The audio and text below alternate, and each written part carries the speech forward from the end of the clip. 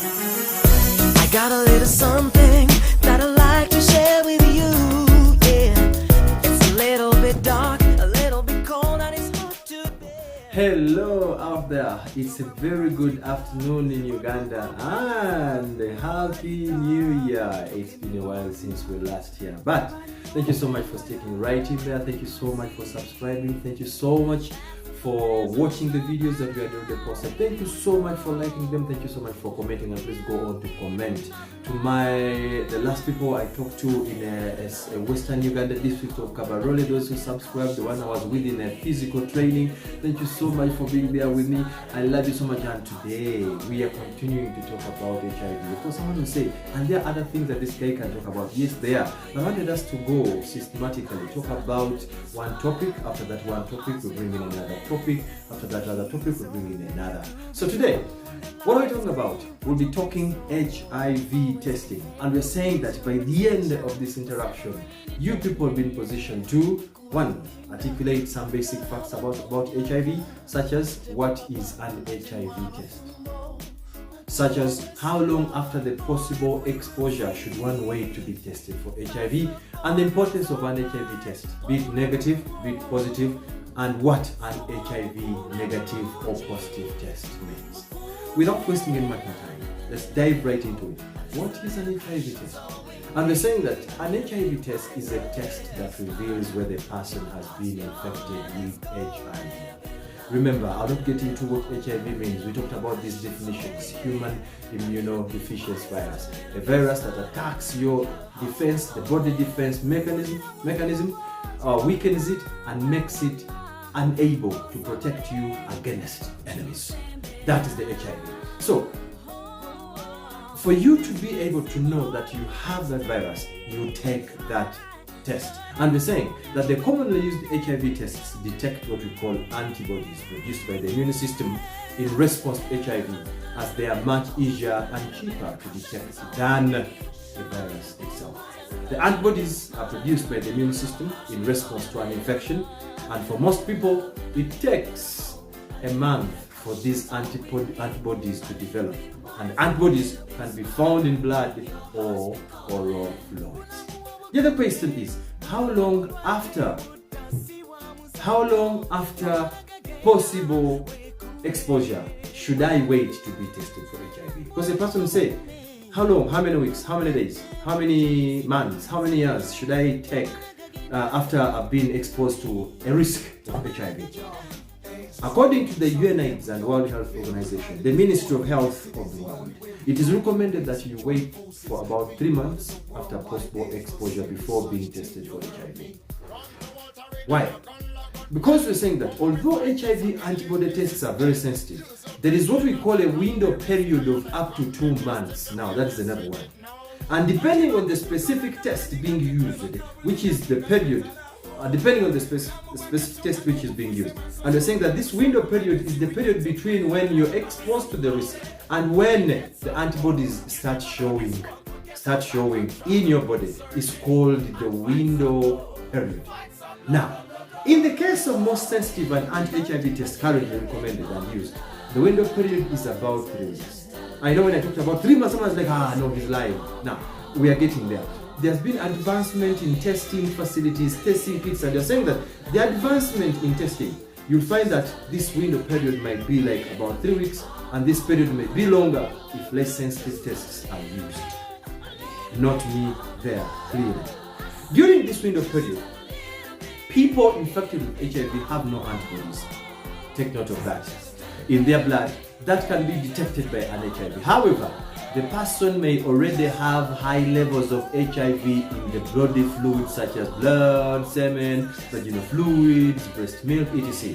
And during this period, we are told by medical people that HIV can be passed on to another person, even though an HIV test may not show that they are infected with HIV. In fact, during the window period, someone is very, very, very, very, very infectious. Why should I go for an HIV test? Why is Amon talking about HIV test? The reasons are two. Knowing your HIV test has two vital benefits. Two, you can say, how come there are only two? There are many.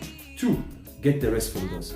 First, if you are HIV infected, or if you've been infected with HIV, you can start treatment immediately, thereby potentially prolonging your life for many years. And what are the other benefits of prolonging your life for many years?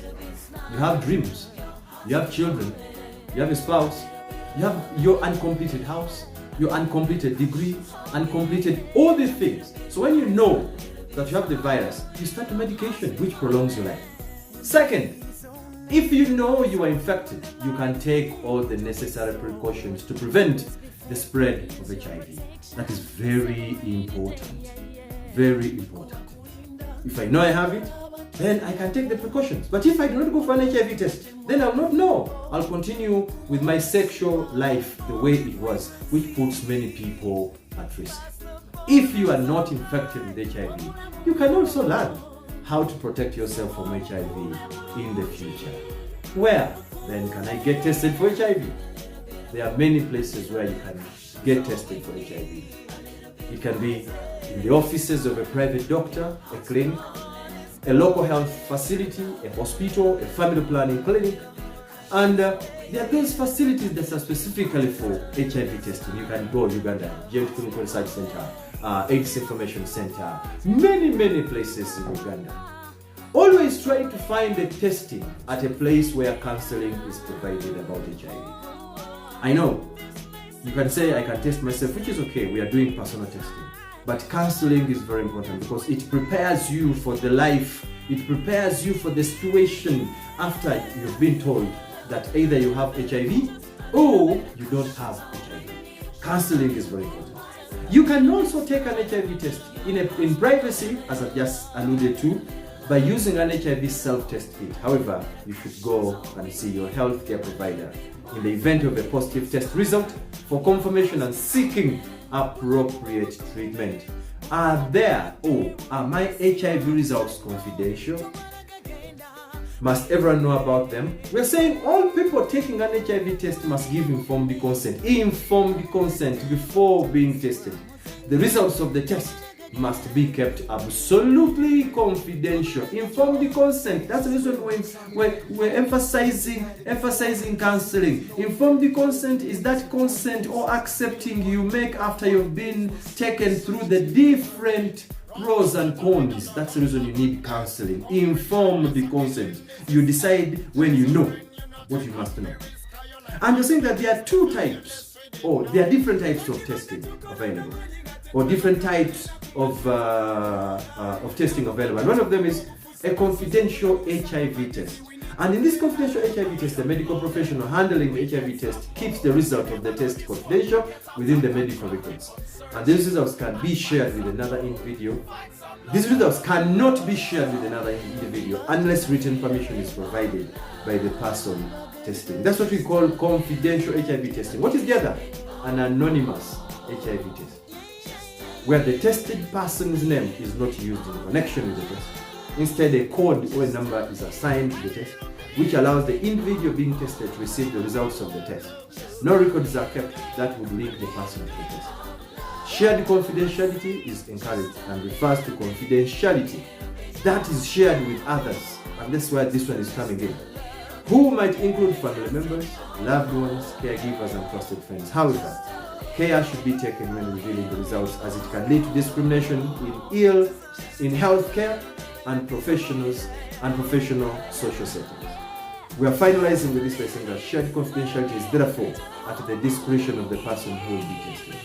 Although the results of the HIV test should be kept confidential, other professionals such as counselors and health social service workers might also need to be aware of the person's HIV positive status in order to provide appropriate care. Finally, what do I do if I am HIV positive? Those are questions. Yes, we talked about what an HIV test is. We have talked about how the HIV is tested and detected in your body. We've talked about the period between when you are exposed to a risk and when the antibodies start being produced, the window period. We've talked about where you can get tested.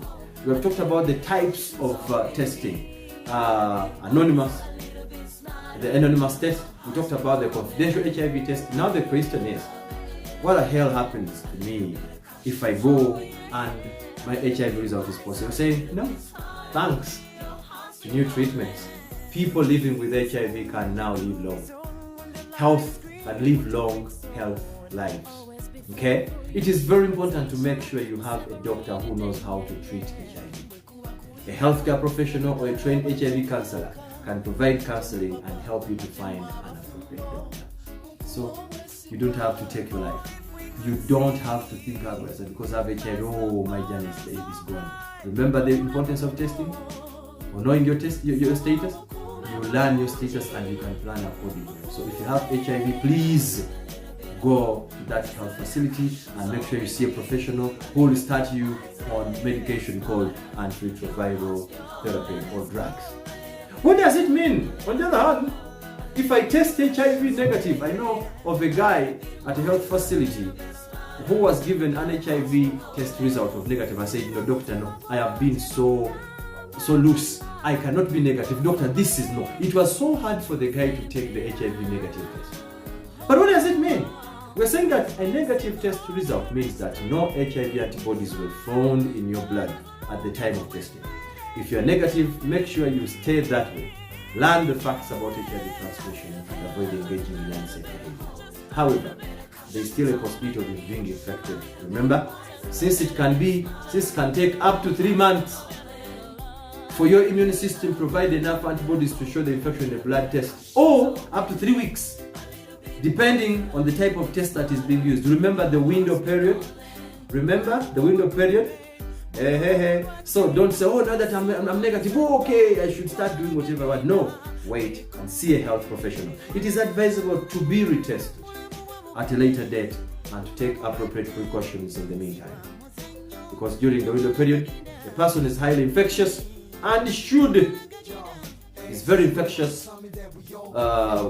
Just pardon me there. Because during the window period, a person is highly infectious and should therefore take measures to prevent any possible transmission. Thank you so much for watching One with Im HIV, your online educative show.